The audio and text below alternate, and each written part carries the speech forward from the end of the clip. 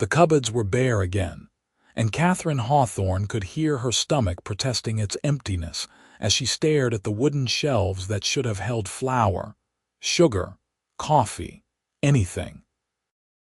The afternoon sun cast harsh shadows through the window of the small house on the outskirts of Utica, Montana, and she pressed her hand against her middle, trying to quiet the gnawing hunger that had become her constant companion.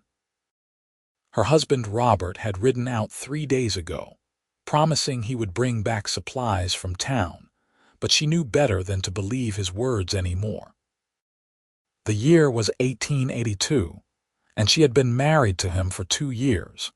2 years that had slowly stripped away the hopeful young woman of 23 she had been when she said her vows. She walked to the window and looked out at the dusty Montana landscape, the mountains rising in the distance like sentinels guarding secrets she would never know.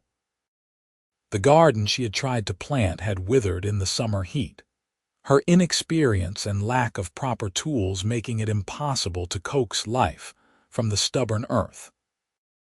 Robert had laughed at her efforts, told her she was wasting her time, that a woman could not manage such things without a man's guidance.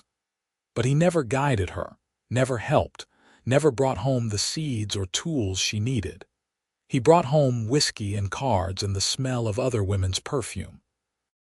Katherine turned from the window and walked through the 3 rooms that made up their house. The bedroom held a sagging bed and little else. The main room contained a table, 2 chairs, and the empty cupboards that mocked her. The small kitchen area had a stove that she kept clean and ready, though there was rarely anything to cook. She had sold her mother's silver brush set last month to buy a sack of potatoes and some dried beans, but those were long gone now. Her wedding ring was all she had left of value, and she twisted it on her finger, wondering how much longer she could endure this existence. The sound of hoofbeats made her freeze. For a moment, hope flared that Robert had returned, but then she remembered that hope was a dangerous thing. She moved to the door and opened it cautiously, squinting against the bright sunlight. A man sat astride a large bay horse, his hat pulled low against the sun, his frame tall and broad-shouldered. He was not Robert. "Afternoon, madam," the stranger said, tipping his hat to reveal dark hair and eyes that were a striking shade of blue-green. "Name's Xavier Zimmerman. I'm looking for Robert Hawthorne. He owes me money from a poker game last week." Katherine felt her cheeks flush with shame. Another debt collector. Another person her husband had cheated or swindled or simply failed to pay. "He's not here," she said quietly, her hand gripping the door frame. "I do not know when he will return." Xavier studied her for a long moment, and she saw something shift in his expression. His gaze moved past her to the sparse interior of the house, then back to her face. She knew what she must look like, her dress hanging loose on a frame that had grown too thin, her blonde hair pulled back in a simple braid, her gray eyes shadowed with exhaustion. "When did you last eat, madam?" he asked, his voice gentler than before. "I am fine," she said automatically, but her stomach chose that moment to growl loudly enough for him to hear. She closed her eyes briefly, humiliation washing over her like a wave. Xavier dismounted in one smooth motion and tied his horse to the post near the door. "Madam, I do not mean to intrude, but I can see you are not fine. Would you permit me to take a look at your situation?" "I do not need charity," Katherine said, lifting her chin despite the weakness in her limbs. "My husband will return soon with supplies." "Will he?" Xavier asked, and there was no mockery in his tone, only a quiet sadness. "Forgive me for being direct, but I have known men like Robert Hawthorne before. The money he owes me, he lost at cards while buying rounds of drinks for the whole saloon. He was not acting like a man concerned about his wife at home." The words struck her like physical blows, but they were not surprising. She had known, of course she had known, but hearing it spoken aloud by a stranger made it real in a way she could no longer deny. Her shoulders sagged, and she felt tears pricking at her eyes. "What do you want me to say?" she whispered. "Nothing," Xavier said. "But I would like your permission to bring you some food. Not charity, madam. Call it a loan against what your husband owes me, or call it common human decency. But I cannot ride away knowing you are starving in there." Katherine looked at him, really looked at him for the first time. He was perhaps 28 or 29 years old, with a weathered face that spoke of years spent outdoors. His clothes were those of a working cowboy, worn but clean, and his horse was well cared for. There was something in his eyes that seemed genuine, a concern that she had not seen directed at her in so long she had forgotten what it felt like. "I do not want to be in more debt," she said softly. "Then consider it a gift from one human being to another," Xavier replied. "I have supplies in my saddlebags and more at my camp a few miles from here. Let me bring you some food and we can figure out the rest later." She should have said no. She should have maintained her pride and sent him away. But hunger and desperation have a way of eroding pride, and Katherine found herself nodding, stepping back to let him approach. Xavier moved with a quiet confidence, going to his horse and retrieving saddlebags that looked promisingly full. He carried them into the house without waiting for further invitation and set them on the small table. "Let me see what you have got here," he said, opening the cupboards and examining their emptiness with a frown. "When did your husband last bring you supplies?" "3 weeks ago," Katherine admitted. "He brought a small sack of cornmeal and some coffee. It is gone now." Xavier's jaw tightened, but he said nothing. Instead, he began unpacking his saddlebags, pulling out wrapped packages and setting them on the table. "I have got bacon here and some hardtack, dried apples, coffee, and a bit of cheese. It is not much, but it will keep you going for a few days." Katherine stared at the food as though it were treasure beyond price. "I cannot take all of your supplies," she protested weakly. "You can and you will," Xavier said firmly. "I have more at my camp and I am heading into town tomorrow anyway. I can restock easily. You, on the other hand, appear to be at the end of your resources." He was right, and they both knew it. Katherine sank into one of the chairs, feeling lightheaded from hunger and the sudden kindness of this stranger. "Why are you doing this?" she asked.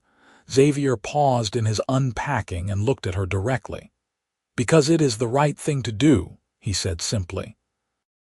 "And because I have a sister back in Wyoming, and I would hope that if she ever found herself in such a situation, someone would help her." The mention of his sister made him more real somehow, more human. Katherine nodded slowly. "Thank you," she said, and the words felt inadequate for the magnitude of what he was offering. "Now, let me cook you something," Xavier said, moving toward the stove. "When did you last have a hot meal?"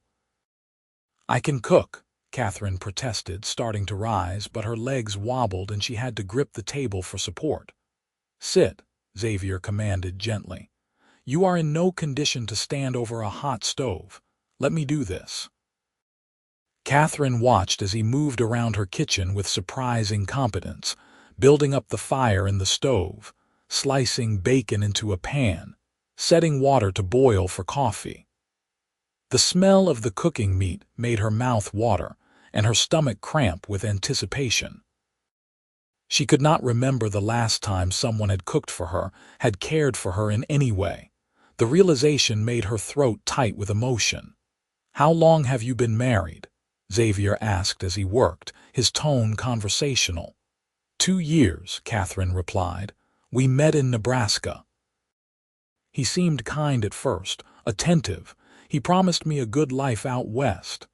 "And instead you got this," Xavier said, gesturing around the sparse house. "Yes," Katherine said quietly. "Instead I got this." The bacon sizzled in the pan, and Xavier added some of the dried apples to cook alongside it, creating a sweet and savory combination that smelled like heaven to Catherine's starved senses. He poured coffee into a tin cup and brought it to her, and she wrapped her hands around it gratefully, sipping the hot, bitter liquid. "Where is your family?" Xavier asked, plating the food and setting it before her. "Dead," Catherine said. "My parents died of fever 3 years ago. I have no siblings. Robert was supposed to be my new family." Xavier said nothing, but she saw sympathy in his eyes. He sat across from her and watched as she ate, forcing herself to go slowly despite her body's urge to devour everything in sight. The bacon was salty and perfect, the apples sweet and chewy, and she had to blink back tears at the simple pleasure of eating. "This is delicious," she said. "Thank you." "It is just bacon and apples," Xavier said with a small smile. "Nothing special." "It is special to me," Catherine replied, and she meant it with every fiber of her being. They sat in silence for a few minutes while she ate, and then Xavier said, "I have a proposition for you, Mrs. Hawthorne. I need to stay in the area for a few days to settle some business matters, including the money your husband owes me. Would you permit me to camp nearby and bring you supplies while I am here? I will not intrude on your privacy, but I would feel better knowing you have food." Catherine looked at him, searching his face for any sign of ulterior motives, but she saw only honest concern. "People will talk," she said. "A strange man bringing supplies to a married woman." "Let them talk," Xavier said. "Your survival is more important than gossip." She should have said no. She should have considered her reputation, her marriage vows, all the things a proper woman was supposed to consider. But Catherine was tired of being proper while she starved, tired of protecting a husband who did nothing to protect her. "Yes," she said. "You may camp nearby, and thank you." Xavier nodded, standing and gathering his saddlebags. "I will be back tomorrow morning with more supplies. In the meantime, ration what I have left you. Make it last just in case." "I will," Catherine promised, standing as well, feeling steadier now with food in her stomach. "Mr. Zimmerman." "Yes, madam." "Why do you really care?" she asked, needing to understand this stranger's motivation. Xavier was quiet for a moment, his hand on the doorframe. "Because I have seen too many good people destroyed by bad partners," he said finally. "And because everyone deserves kindness, especially when they are suffering." He tipped his hat to her and left, mounting his horse and riding away in the direction of the mountains. Catherine stood in the doorway long after he disappeared from sight, the cup of coffee still warm in her hands. Something had shifted in her world. Some small door had opened that she had thought was permanently sealed. She went back inside and carefully wrapped the remaining food, storing it in the cupboards that were no longer quite so empty. For the first time in months, she felt something that might have been hope.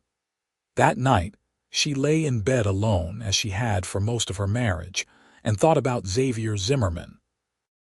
He was a stranger, a man she knew nothing about, yet he had shown her more kindness in one afternoon than her husband had shown her in 2 years. She knew it was dangerous to think such thoughts, dangerous to feel grateful in a way that went beyond simple appreciation for food. But she could not help it. In her loneliness and desperation, kindness felt like water in the desert. Xavier returned the next morning as promised, his horse laden with supplies. Catherine heard him arrive and went to the door, her heart inexplicably racing. He looked the same as he had yesterday, steady and capable, but today she noticed other things. The way his eyes crinkled slightly at the corners when he smiled. The careful way he moved, as though he was always aware of his size and strength and did not want to seem threatening. The gentleness in his hands as he unloaded sacks of flour and sugar, tins of beans and peaches, even a small sack of precious white rice. "This is too much," Katherine protested as he carried everything inside. "I cannot accept all of this." "You can and you will," Xavier repeated his words from yesterday. "I told you, I have more than enough. And besides, I stopped in town this morning and heard some things about your husband that made me want to ensure you are well provided for." Katherine felt her stomach drop. "What things?" Xavier hesitated, clearly not wanting to hurt her, but then he said, "He is living at the saloon, Mrs. Hawthorne. Has been for the past week. He has been telling people that he is a bachelor, that he has no ties." The words should have devastated her, but instead, Katherine felt a strange sense of relief. If Robert was denying her existence, then perhaps she could start denying his. "I see," she said quietly. "I am sorry," Xavier said, and she could hear that he meant it. "Do not be," Katherine replied, surprising herself with the firmness in her voice. "You have told me the truth, which is more than he has done in a long time." Xavier began unpacking the supplies, filling her cupboards with methodical efficiency. Katherine watched him work, and then she said, "Let me cook you breakfast at least. It is the least I can do to repay your kindness." "You do not need to repay me," Xavier said, but she could see that he was pleased by the offer. "I want to," Katherine insisted. "Please. Let me do something useful." Xavier smiled then, a real smile that transformed his face, and Katherine felt her breath catch slightly. "All right," he said. "I would be honored to have breakfast with you." She set to work with the supplies he had brought, mixing flour and water and a bit of precious baking powder to make biscuits, frying eggs he had packed carefully in a tin, brewing fresh coffee that filled the small house with its rich aroma. Xavier sat at the table and watched her work, and they talked. He told her about his ranch in the mountains, a small operation where he raised cattle and horses. He told her about growing up in Missouri, about coming west after the war, about building a life with his own two hands. His voice was deep and warm, and Katherine found herself relaxing in a way she had not relaxed in years. "What about you?" Xavier asked as she set the food before him. "What did you dream of before you married Robert Hawthorne?" Katherine sat across from him, considering the question. "I wanted to be a teacher," she said finally. "I loved reading, learning. I thought perhaps I could open a school someday." She laughed bitterly. "Foolish dreams." "Not foolish," Xavier said firmly. "Dreams are never foolish. They are what keep us human." "Perhaps," Katherine said. "But reality has a way of crushing dreams." "Only if we let it," Xavier replied. He took a bite of the biscuits and his eyebrows rose. "These are excellent. You are a fine cook." Katherine felt warmth spread through her chest at the simple compliment. "Thank you. My mother taught me." They ate together in comfortable silence, and Katherine marveled at how natural it felt to sit across from this man, how easy it was to talk to him. When they finished, Xavier helped her clean up, ignoring her protests that he was a guest and should not be doing such work. "I was raised to believe that everyone pulls their weight," he said, drying the tin plates with a cloth. "My mother would tan my hide if she knew I sat idle while someone else worked." "She sounds like a strong woman," Katherine said. "She was," Xavier replied, his voice softening. "She passed 5 years ago. Pneumonia." "I am sorry," Katherine said, touching his arm lightly. The contact sent a small jolt through her, and she pulled her hand back quickly, suddenly aware of the impropriety of touching a man who was not her husband. If Xavier noticed her reaction, he did not comment on it. Instead, he said, "I should go. I have business to attend to in town, but I will be back tomorrow if that is acceptable to you." "It is," Katherine said, and she meant it more than she should have. Xavier left, and Katherine spent the rest of the day cleaning her house with an energy she had not felt in months. Having full cupboards made everything seem different, brighter somehow. She scrubbed the floors, washed the windows, aired out the linens. She kept herself busy so she would not think about Xavier Zimmerman, would not think about the way his presence had filled her small house, would not think about how much she was already looking forward to seeing him again. But that night, alone in her bed, she could not stop her thoughts from drifting to him. She imagined what it would be like to have a man like that as a husband, someone who was kind and considerate and actually cared whether she lived or died. The thoughts made her feel guilty, as though she was betraying her marriage vows, but then she reminded herself that Robert had already betrayed those vows 1,000 times over. Still, she was a married woman, and Xavier was an honorable man. Nothing could come of these feelings, these dangerous, warming feelings that were growing in her chest. Xavier came again the next day, and the day after that, and the day after that. Each time he brought something new, a sack of potatoes, some fresh vegetables he had bought from a farmer, even a chicken that Katherine could keep for eggs. Each time they talked a little longer, shared a little more of themselves.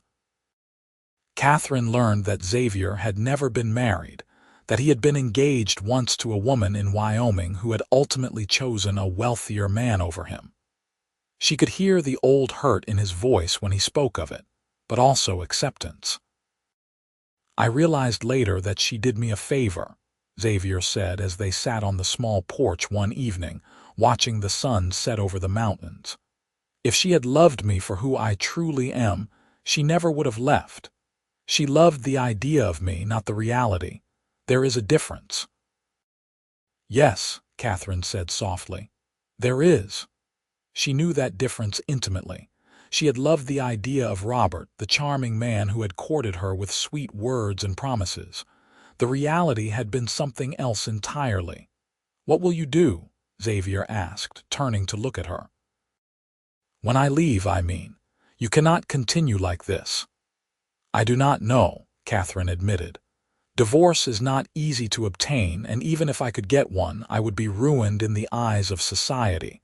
A divorced woman is barely better than a prostitute in most people's minds." "That is not fair," Xavier said, anger flashing in his eyes. "You have done nothing wrong." "Fairness has nothing to do with it," Katherine replied. "It is simply the way the world works." Xavier was quiet for a long moment, and then he said, "Come with me." Katherine's heart stopped. "What?" "Come with me," Xavier repeated, turning to face her fully. "Leave him. Come to my ranch. I have a small cabin there separate from the main house. You could stay there, work for me if you want to maintain propriety. I could use help with the cooking and the household tasks." It would be a legitimate employment situation. "Xavier, I cannot," Katherine said, even as her heart screamed at her to say yes. "I am married. It would cause a scandal." "Then we will weather the scandal," Xavier said. "Katherine, I cannot leave you here to starve. And I think you know as well as I do that Robert is never going to change. He is never going to be the husband you deserve." "What I deserve does not matter," Katherine said, but her voice lacked conviction. "It matters to me," Xavier said quietly, and the intensity in his eyes made her breath catch. "These past few days, getting to know you, seeing your strength and your kindness despite everything you have endured, I have come to care for you. More than I should, perhaps, given your circumstances. But I cannot deny it, and I will not apologize for it." Katherine felt tears welling in her eyes. "Xavier, I care for you too, but I cannot simply run away with you. What would people think?" "I do not care what people think," Xavier said. "I care about you being safe and fed and happy. Everything else is just noise." "Give me time," Katherine whispered. "Please, let me think about this." Xavier nodded, though she could see the frustration and worry in his expression. "All right, but do not take too long, Katherine. I have business that will take me away from here soon, and I will not leave you in this situation." That night, Katherine lay awake, her mind churning with possibilities and fears.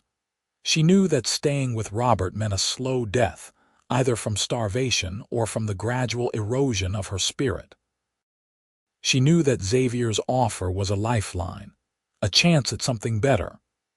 But the weight of social convention, of her marriage vows, of everything she had been taught about duty and propriety, pressed down on her like a physical force. The decision was made for her 2 days later when Robert finally returned. He rode up to the house in the late afternoon, drunk and belligerent, shouting for her before he even dismounted. Katherine heard him coming and her stomach clenched with familiar fear. She stood in the doorway, waiting. "There you are," Robert slurred, stumbling toward her. He was a mess, his clothes stained, his face unshaven, his eyes red-rimmed and cruel. "Did you miss me, wife? Where have you been?" Katherine asked, keeping her voice level. "Around," Robert said with a nasty grin. "Making money, spending money, having a good time. What have you been doing? Sitting here feeling sorry for yourself." "I have been trying to survive," Katherine said. "You left me with nothing." "You are my wife," Robert said, his voice rising. "You do not need anything but what I give you. And if I decide to give you nothing, then that is my right." "It is not your right to let me starve," Katherine said, anger overriding her fear. Robert's hand shot out and grabbed her arm, his fingers digging in painfully. "You dare to talk back to me, you ungrateful wretch. I saved you from being a spinster, gave you my name, and this is the thanks I get." "Let go of me," Katherine said, trying to pull away, but his grip tightened. "I will let go when I am good and ready," Robert snarled. "Maybe I need to remind you of your place." "The lady asked you to let go," a cold voice said from behind Robert. "I suggest you listen." Robert whirled around, releasing Katherine so abruptly she stumbled. Xavier sat on his horse just a few yards away, and the expression on his face was harder than Katherine had ever seen it. Robert looked between Xavier and Katherine, an ugly understanding dawned on his face. "Well, well," Robert said, his voice dripping with venom. "My wife has been entertaining men while I was gone. I should have known you were a whore." "Watch your mouth," Xavier said, dismounting in one fluid motion. He was taller than Robert by several inches and broader through the shoulders, and Robert took an instinctive step back. "This is my property and my wife," Robert said, but his voice had lost some of its bravado. "You have got no right to be here. I have every right to ensure that a human being is not being abused," Xavier said, moving to stand between Robert and Katherine. "Mrs. Hawthorne has been living on the charity of neighbors because you abandoned her without food or supplies. That is not the behavior of a man, let alone a husband." "What I do with my wife is my business," Robert spat. "Not anymore," Xavier said quietly. "Mrs. Hawthorne is leaving with me. You can accept that peacefully, or we can involve the law." "She is my wife," Robert repeated, but he was backing away now, suddenly aware that he was outmatched. "She cannot leave me." "Watch me," Katherine said, surprised by the strength in her own voice.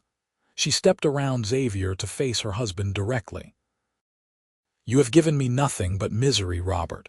You left me to starve while you drank and gambled and lied about having a wife. I am done. I am leaving." "You will be ruined," Robert said, but there was desperation in his voice now. "No one will respect you." "I would rather be ruined and alive than respectable and dead," Katherine replied. Robert looked at her for a long moment, and she saw the exact second when he realized he had lost. His face twisted with anger, but also with something that might have been relief. He had never wanted a wife, never wanted the responsibility. "Fine," he said. "Go with your cowboy, see if I care, but do not come crawling back to me when he is done with you." "I will not," Katherine said firmly. Robert spat on the ground at their feet, climbed onto his horse, and rode away without looking back. Katherine watched him go, feeling a strange mix of liberation and terror. She had just left her husband, had just destroyed her reputation, had just leaped into the unknown. Her hands were shaking. Xavier turned to her, his expression softening. "Are you all right?" he asked gently. "I do not know," Katherine admitted. "I think so, I think I am." "Go pack whatever you want to take," Xavier said. "Take your time, I will wait." Katherine went into the house and looked around at the space that had been her prison for 2 years. There was so little she wanted to keep, so little that held any meaning. She gathered her few dresses, her mother's Bible, a photograph of her parents. Everything fit into a single carpet bag. As she took one last look around, she saw the cupboards that Xavier had filled, the food that had saved her life. On impulse, she packed some of it as well, not wanting to waste what he had given her. When she came back outside, Xavier was waiting patiently, and the sight of him there, steady and solid, made her feel like she could breathe for the first time in years. He took her bag and secured it to his horse, then helped her mount. She had not ridden in so long, but her body remembered, and she settled into the saddle with a sense of rightness. They rode into the mountains as the sun began to set, painting the sky in shades of orange and gold. Xavier's ranch was several hours away, and they rode in silence for most of the journey, Katherine processing everything that had just happened. She had left her husband. She had chosen a man she had known for less than a week over the vows she had made before God and community. The magnitude of it threatened to overwhelm her. "Are you all right back there?" Xavier called over his shoulder. "Yes," Katherine said, and she realized it was true. "I am all right." They reached Xavier's ranch as full dark fell, and Katherine could see little in the darkness, except the silhouettes of buildings against the starlit sky. Xavier helped her dismount and led her to a small cabin set apart from the main house, just as he had described. "This was where my foreman lived before he moved on," Xavier explained, lighting a lamp inside. "It is not much, but it is clean and dry and the roof does not leak." Katherine looked around the single room with its narrow bed, small stove, table, and chair. To her, it looked like paradise. "It is perfect," she said softly. Xavier set her bag on the table and turned to face her. "Katherine, I want you to know that I expect nothing from you," he said seriously. "You will live here, separate from me, and you can work if you want to or simply rest and recover. There is no obligation between us beyond friendship and basic human decency." "Xavier," Katherine said, stepping closer to him, "thank you for everything, for saving my life, for giving me a chance at something better." "You do not need to thank me," Xavier said, but his voice was rough with emotion. Katherine reached up and touched his face, feeling the roughness of his beard under her palm. "Yes, I do," she said. "And I need you to know that I care for you, truly care for you. Not because you saved me, but because of who you are." Xavier closed his eyes briefly, leaning into her touch. "Katherine, you have just left your husband. You are vulnerable and emotional. I do not want you to feel obligated to care for me." "I am vulnerable and emotional," Katherine agreed. "But I know my own heart. These feelings I have for you, they are real. They have been growing every day we spent together. But I also know that I need time to end my marriage properly, time to figure out who I am outside of being Robert's wife. Can you give me that time?" Xavier opened his eyes and looked at her with such tenderness that Katherine felt her breath catch. "I can give you all the time you need," he said. "I am not going anywhere." Katherine smiled, feeling tears slip down her cheeks. "Good," she whispered. Xavier reached up and gently wiped away her tears with his thumbs, his hands cradling her face. "Get some rest," he said softly. "Tomorrow is a new day, and we will figure everything out together." He left, closing the door behind him, and Katherine sank onto the bed, exhaustion washing over her. She had done it. She had left. She was free. The thought was terrifying and exhilarating in equal measure. She lay down without even removing her dress and fell into a deep, dreamless sleep. The next few weeks fell into a pattern that felt almost like a dream. Katherine woke each morning in her small cabin, cooked breakfast for herself and Xavier, and then spent her days learning the rhythms of ranch life. Xavier taught her how to tend the chickens, how to milk the cow, how to care for the horses. She cooked and cleaned and slowly began to feel useful again, purposeful. Xavier was unfailingly kind and respectful, never pushing her, never demanding anything, just being there with his steady presence and gentle humor. In the evenings, they would sit on the porch of the main house and talk, sharing stories and dreams and slowly building something between them that was deeper than gratitude, deeper than simple attraction. Katherine told him about her childhood, about her parents, about the dreams she had given up when she married Robert. Xavier told her about his struggles to build the ranch, about the loneliness of his life before she came, about his hopes for the future. "I used to think I would be alone forever," Xavier admitted one night as they watched the stars emerge in the darkening sky. "After my engagement ended, I told myself that I was better off without the complications of love. But these past weeks with you, I realize I was just protecting myself from being hurt again." "Love is frightening," Katherine agreed. "It gives someone else the power to destroy you. But it also gives them the power to complete you," Xavier said, turning to look at her. "To make you more than you could be alone." Katherine met his gaze and felt her heart swell with emotion. "Xavier, I need to tell you something. I went into town last week while you were working the far pasture. I spoke with a lawyer about obtaining a divorce." Xavier straightened, hope and concern warring on his face. "What did he say?" "He said it is possible but difficult," Katherine replied. "I can petition for divorce on the grounds of abandonment and failure to provide. It will take time, perhaps as much as a year, and it will cost money I do not have, but it can be done." "I will pay for it," Xavier said immediately. "No," Katherine said firmly. "This is something I need to do myself, but I am working on it. I am making it happen. Because I want to be free of him, truly free, not just physically but legally." "I will wait as long as it takes," Xavier promised. Katherine reached out and took his hand, lacing her fingers through his. It was the most intimate contact they had shared since she arrived at the ranch, and the touch sent warmth coursing through her. "I do not want to wait that long for everything," she said softly. "I know we cannot marry until the divorce is final, but I want you to know that I am yours, Xavier. In my heart, I am already yours." Xavier lifted her hand to his lips and kissed it gently. "And I am yours," he said, "for as long as you will have me." They sat there in the darkness, hands clasped, and Katherine felt a peace settle over her that she had never known before.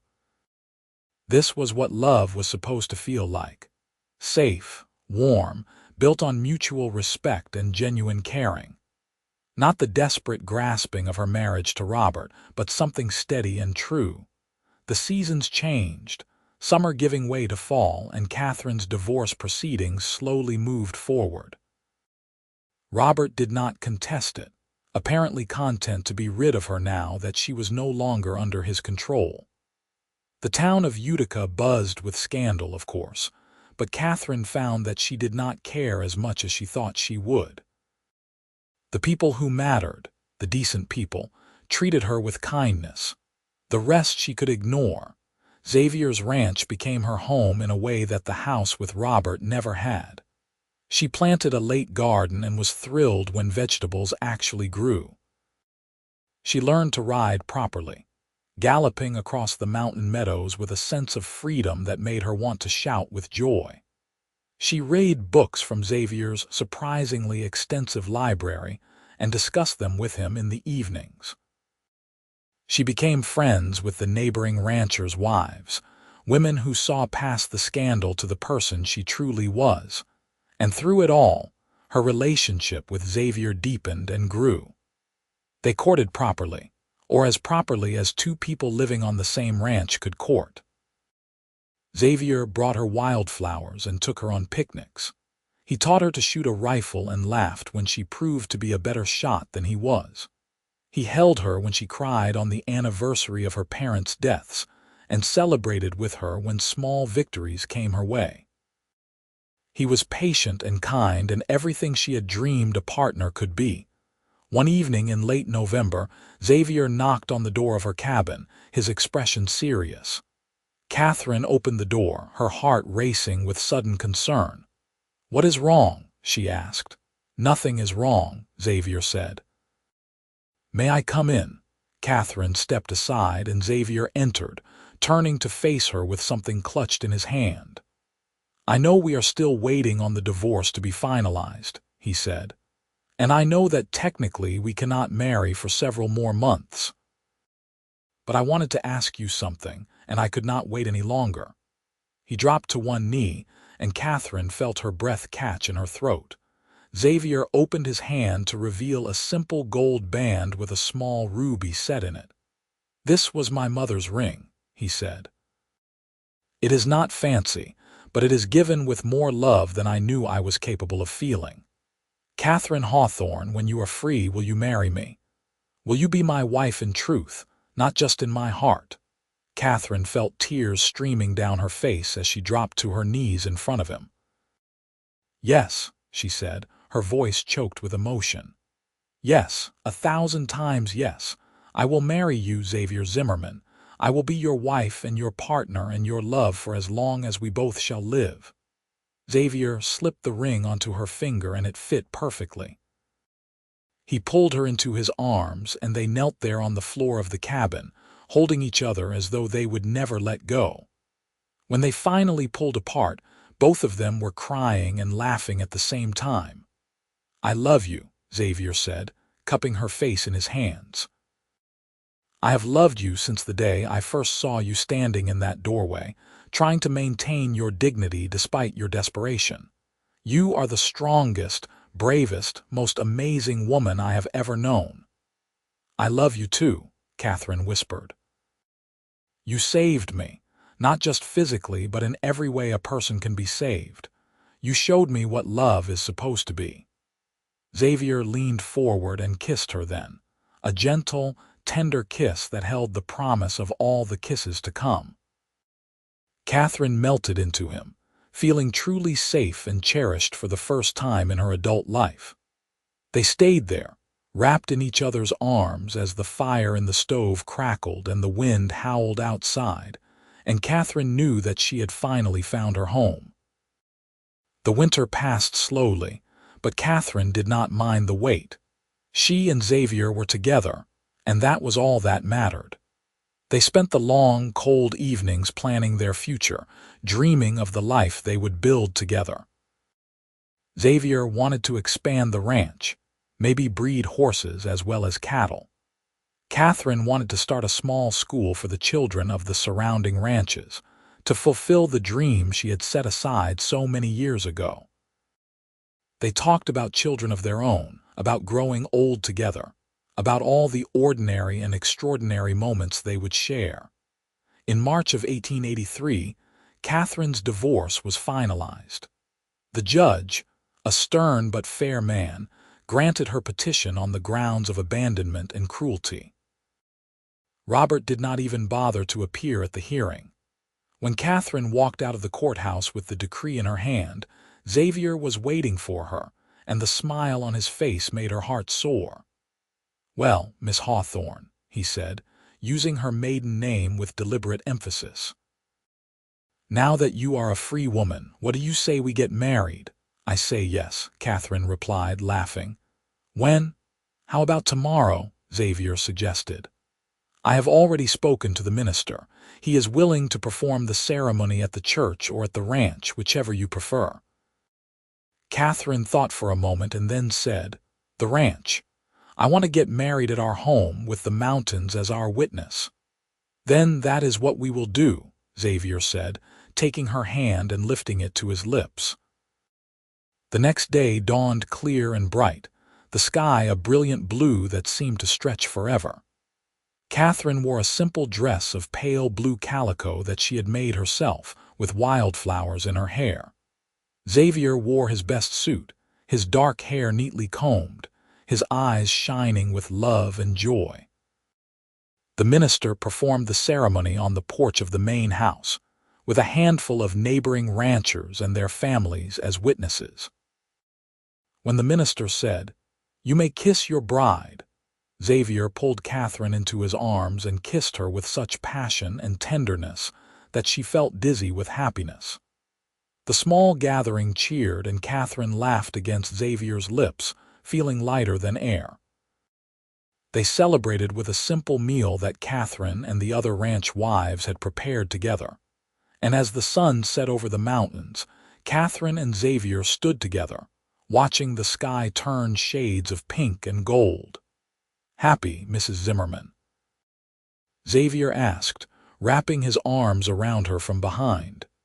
"Happier than I ever thought possible," Katherine replied, leaning back against his solid warmth. "Thank you for finding me. Thank you for filling my empty cupboards and my empty life." "Thank you for letting me," Xavier said, pressing a kiss to her temple. "I was empty too before you. Now I am complete." They went into the house together as the stars began to emerge, and that night they consummated their marriage with love and joy, and a sense of rightness that made Katherine want to weep with gratitude. Xavier was gentle and patient, and Katherine felt herself bloom under his touch like a flower finally given water after a long drought. The years that followed were not without challenges, of course. There were hard winters and dry summers, cattle that died and crops that failed. But Katherine and Xavier faced everything together, their love growing stronger with each obstacle they overcame. Katherine started her school in a room of the main house, teaching reading and arithmetic to the children of the surrounding area. Xavier expanded the ranch, building it into one of the most successful operations in Montana. They worked side by side, partners in every sense of the word. 2 years after their wedding, Katherine gave birth to a healthy baby boy.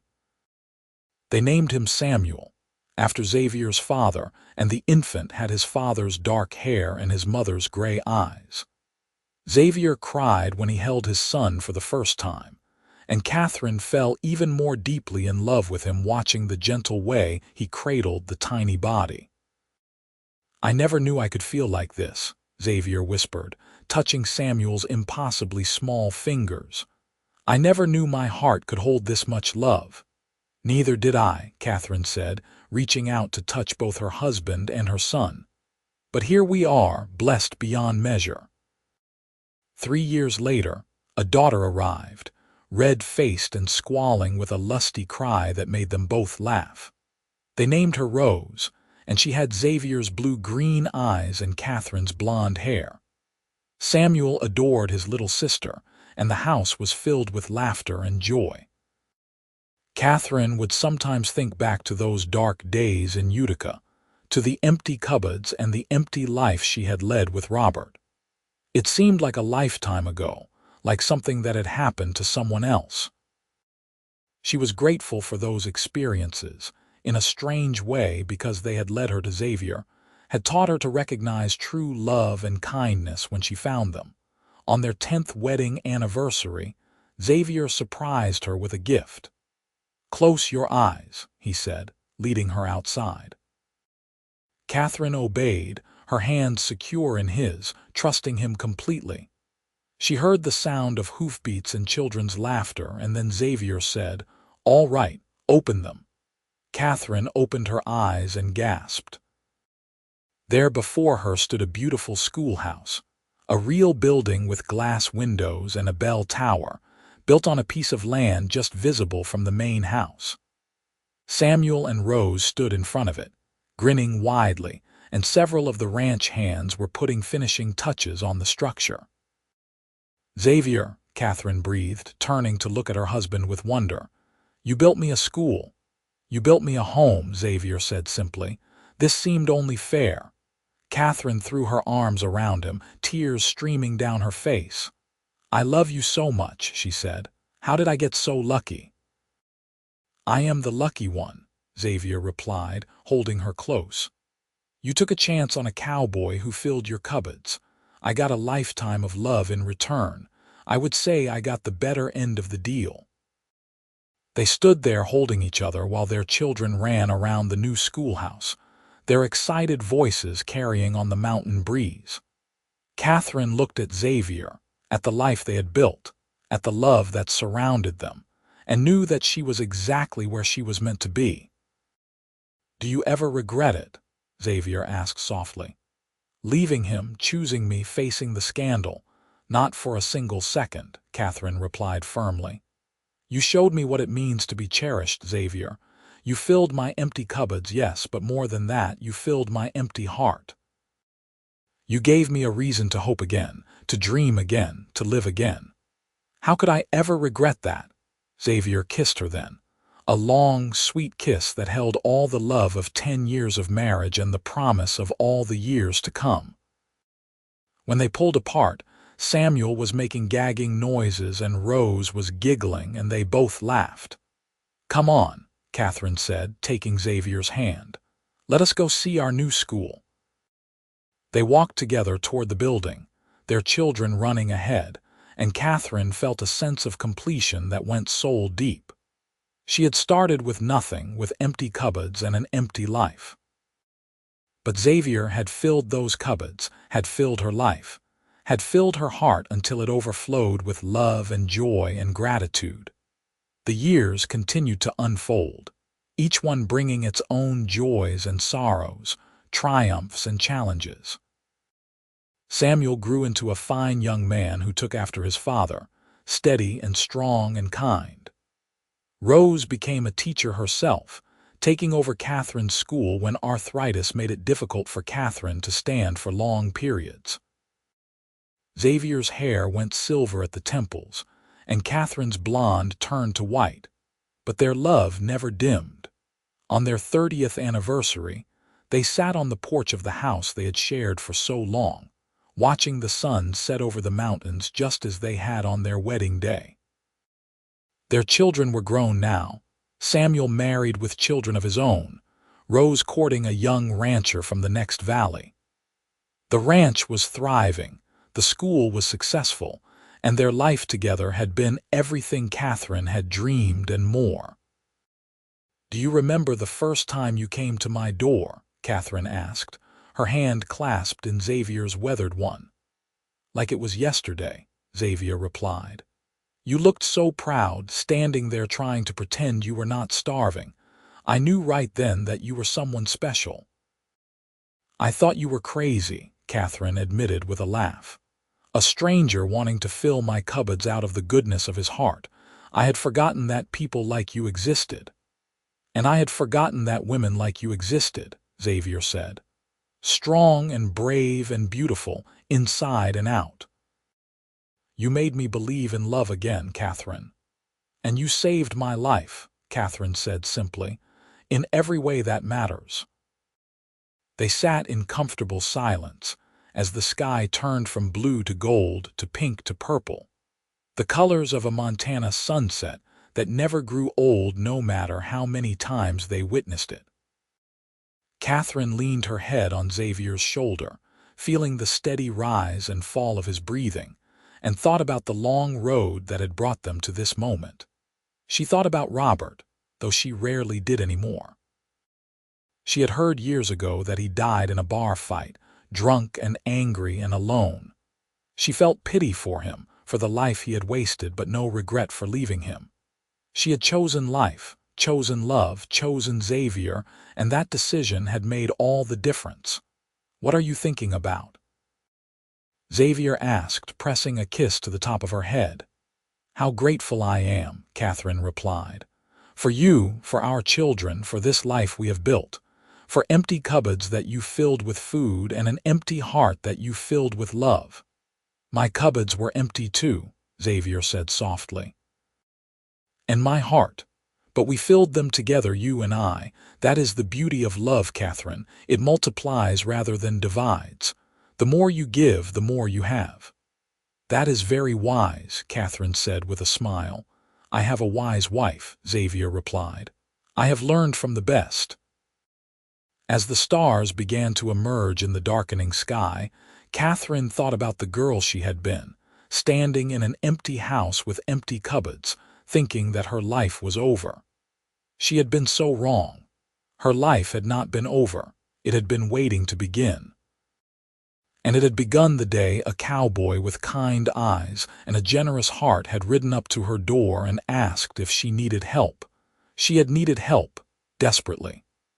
But Xavier had given her so much more than that. He had given her dignity, respect, love, and a partnership that had sustained her through 30 years of life's ups and downs.